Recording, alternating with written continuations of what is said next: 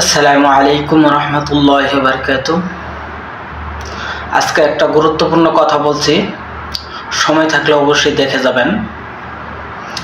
আপনারা কখনো কুকুরের সাথে জড়াইতে যাবেন না। কুকুর তো এটা বোঝে না কোনটা সঠিক কোনটা অসঠিক, কোনটা আগুন কোনটা পানি।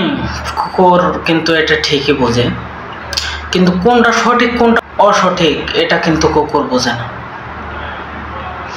এই জন্য আপনাদের মাথা ভিতরে একটা জ্ঞান দিছে, এই জন্য আপনারা কখনো কুকুরের সাথে জড়াতে যাবেন না। হতে পারে আমার এই কথাটা অনেকে রাগ করবেন, অনেকেই ঝাপট করবেন।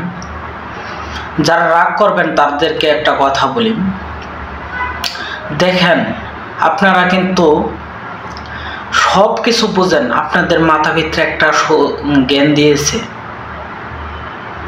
দেখেন জ্ঞানটা কতটুকু খাটাতে পারছেন।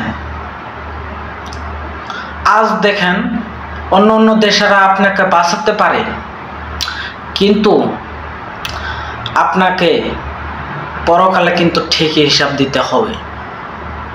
একমাত্র আল কোরআন ছাড়া কোনো পার নেই, নামাজ কালাম ছাড়া কোনো পার নেই।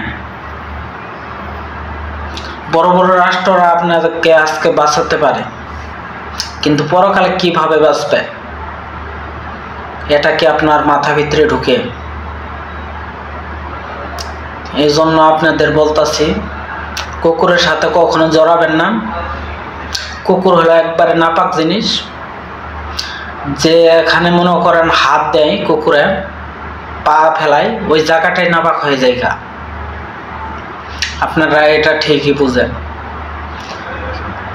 কিন্তু কুকুরের সাথে একবারে জড়াবেন না।